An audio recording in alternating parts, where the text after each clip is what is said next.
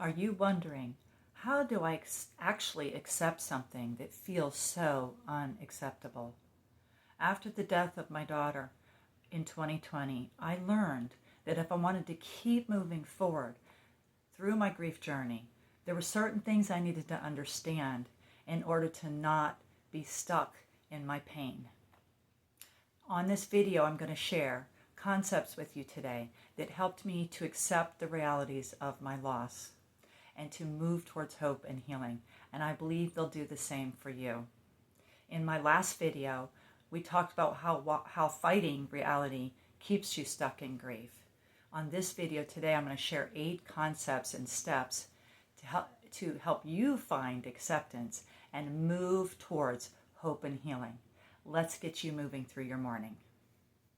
The first concept I want to share with you that's so important to understand is about time.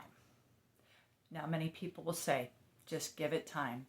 All you got to do is give it time, and you'll end up okay and not be hurting and so much heartache from the pain of your life-changing loss. That is incorrect. So we need to understand that that is incorrect. It is not time by itself.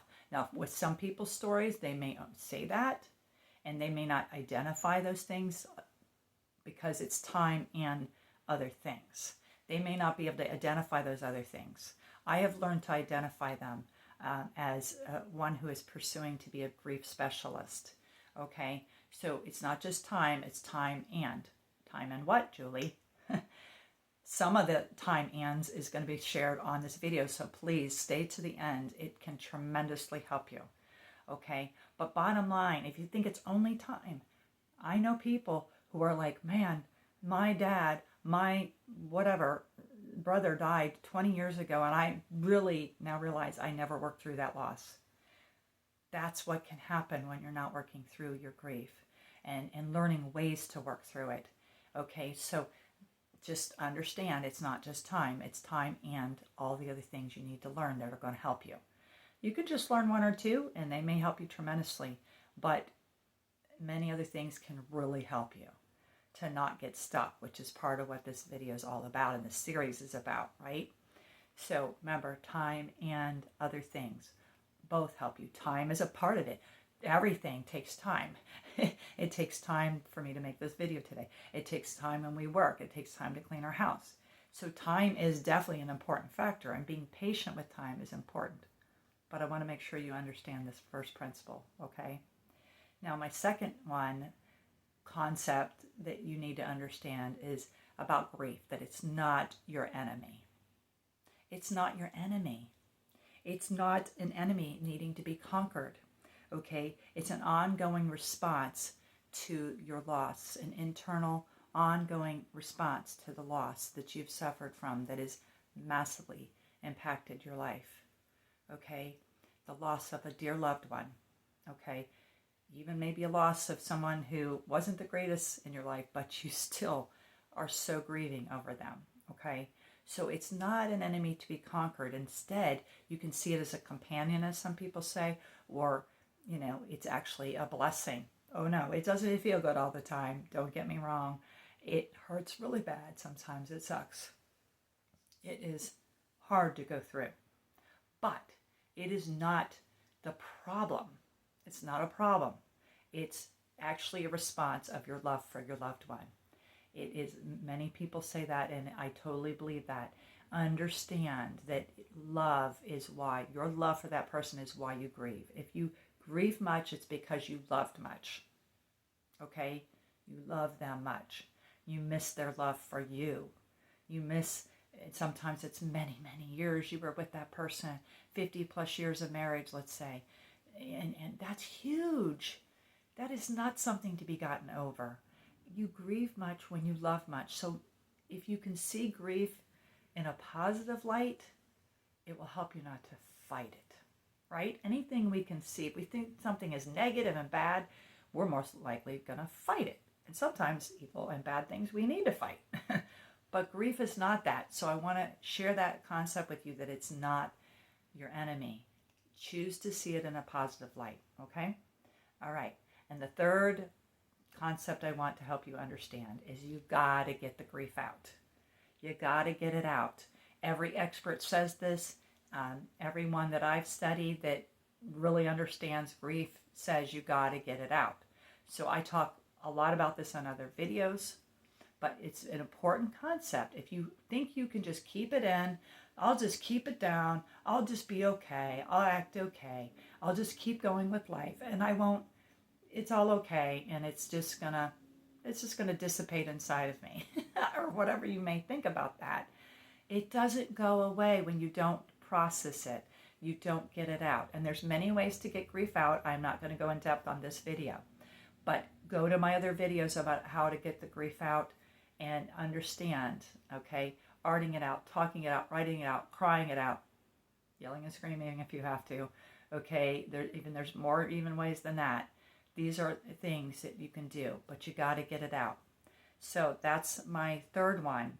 And one other concept that is important for you to understand before I moved into some steps that flow right out of these concepts, okay? I did these in a certain order, not because they have to be learned in this order, but on purpose. You know, when I thought about the things that have helped me through my journey, as I said, and things that have helped me to embrace acceptance and not fight my grief, and therefore I kept moving through it. You know, these are the things that I've realized and learned from other people as well, and people I've helped, and so forth, and people like Mr. Gary Rowe, who I learned a lot from.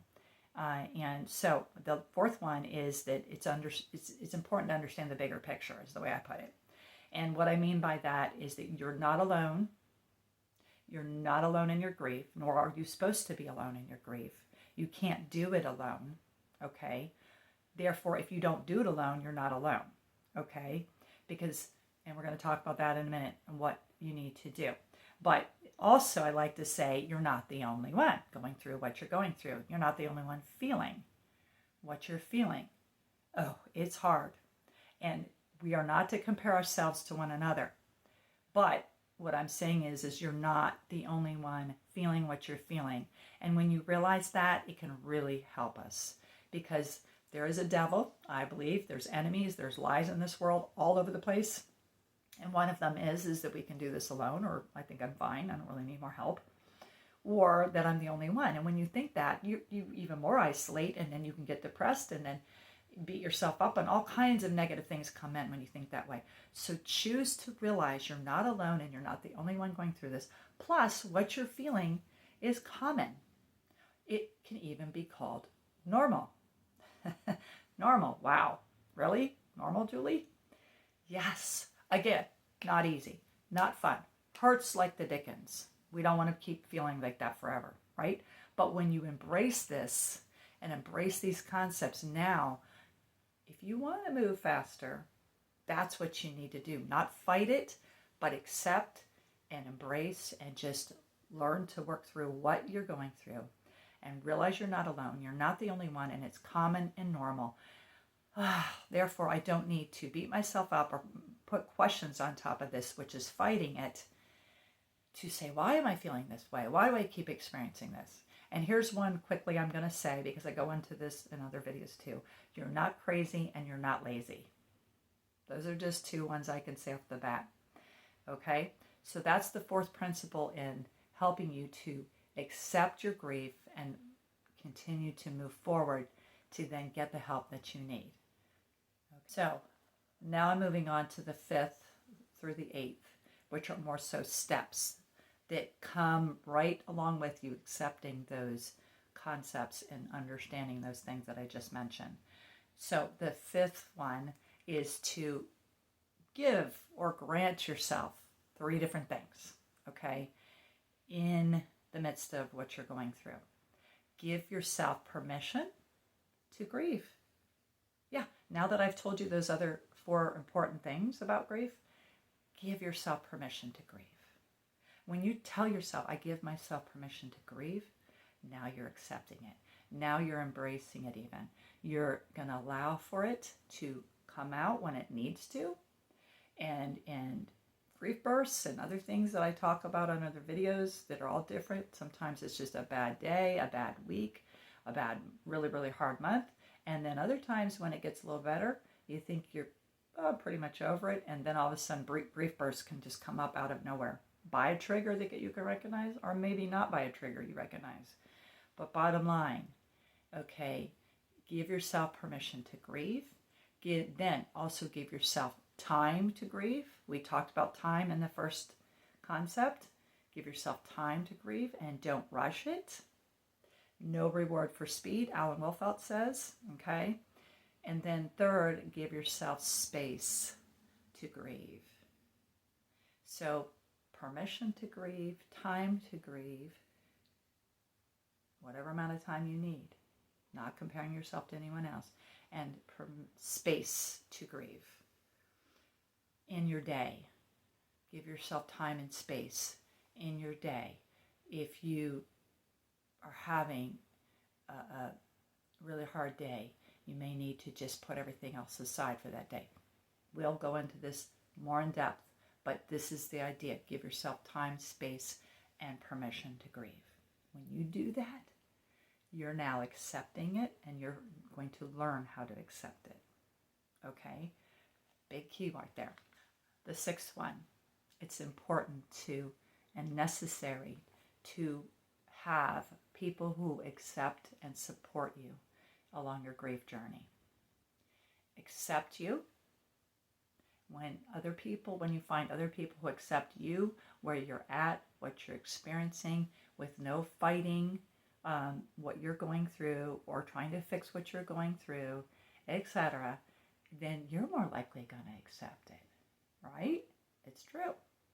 And supportive people, they're there to support you right where you're at, accepting the realities of where you're at, not fighting them, not trying to fix them. Now you're going to be able to more likely accept it because you have support, and you need that. Now that's the direct answer, but the other part of that is finding, and this is most likely going to come with it, is the people who are going to accept it in you and your journey and your grief story are more likely going to have had a loss themselves, where they had to learn how to accept their own grief story per se. And they're going to have learned that, or be learning that maybe a step or two ahead of you, or more steps. And so they understand where you've been at because they've been there too, but they have learned to accept it. Therefore, they're, again, most likely going to be supportive of you and accepting of you. Two facets of that, okay? So that's my sixth step in this 8 today. My seventh step in this series of accepting the realities of your loss is to really find validation, probably from those safe people. So I'm just getting a little more specific here because this is a very important concept, is validation. For you to receive validation from safe people, as I call them. I do have a video specifically what I mean by safe. It's an acronym. The word safe means a lot right there, but it's actually an acronym. So put in the word safe support or something like that, and you'll find that video. So when you find safe people that validate you, huge, okay? And that goes right along with that last step. Also, you need to learn how to validate yourself, okay? Validation has acceptance in the middle of it, okay? Validation means the process of recognizing, understanding, and accepting people where they're at, their feelings, accepting their feelings without any judgment or trying to fix them, and acknowledging the internal experience is real and makes sense to you in that moment, to them in that moment. So what I'm saying is if you're giving validation to someone else, or they're giving it to you, they're not going to have any judgment. They're not trying to fix what you're feeling. See, what happens a lot of times is people are uncomfortable, and even somebody supportive maybe can get uncomfortable with part of your story. Okay? So, but you want to find those people that have healed enough or relate enough or have that grace to be able to give you, to just see where you're at. Maybe you're saying, and you say to your friend or at a support group, wherever it is, okay, I'm really angry. All of a sudden, I'm so angry. I'm so angry that they died. I'm so angry for, why God took them. I'm angry at God, and whatever it is, you need somebody who can be able to say, okay, it's okay. Yeah, that's hard to feel angry, but it's okay. Not try to say, oh, just don't be angry. Get over it. You don't need that. Okay? You need the person who's going to accept, acknowledge, and not have any judgment for where you're at, and not try to over understand it, because they just know it's a normal part of grief. It's common, and you're feeling it, and they're there to listen to you and help you through, maybe even help you through it, but they're at least there to listen to you, and they're able to do that with no judgment. So that's with validation. Now that's also what you need to give to yourself, is that same validation. Okay? All right. So with that, it moves into my 8th one. You may need, and you might already be feeling it right now as I talk about this, okay? You may need to have more one-on-one help. Now, when I say supportive person, that could be a friend, it could be a family member, it could be a mentor, it could be a pastor, it could be a counselor, a therapist. Maybe that's already what's happening with you. And if you already reached out to get that help, good job. But you may need more help than just that support group or a neighbor or a friend. And that's okay. Again, that's normal. Accept that you need it. You're wise. You're strong. You're smart to go and get it. There's no knocking, no negative about getting extra help. I needed it. I still need it. I have had one-on-one at different times throughout my journey. And then, there's times I didn't. Okay, a counselor that was my counselor right now, she's going through cancer. So I haven't been turning to her as much. But, I did in the past, and it was a tremendous help for me. She provided validation to me that I desperately needed. So if you need one-on-one help, get help from a professional, or from a mentor maybe that maybe could be available to you, or from a life coach like me. I am a grief coach that specializes in this. Get the help. Don't be afraid to get the help. You may say, I hear you, Julie, but I don't know where to start with this. That's why you need help. And I would love to work with you and help support you through this. Okay, so one thing I offer, how I start with people, no obligation past that, is a 1 whole hour coaching consultation, where I hear exactly what you're going through, enough of your story, and ask you specific questions. We find out exactly what you need the most, and I right there give you help and suggestions and direction right there. And then we decide if you want to go further, or if I'm even a fit or not. Now, I do all that for $30, only $30. So the link is at the top of this description. It is also at the top of my banner. You can go there and see the QR code to set up one of these appointments with me. Okay?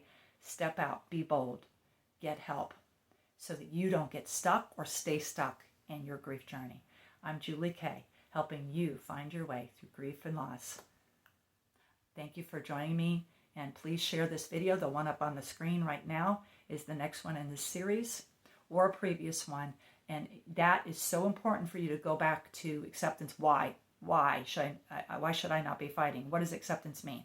So this video was the how-tos kind of, and that one's the why acceptance is important. Please watch that if you haven't already. It's part of the series. See you on the next one. God bless you. Bye-bye.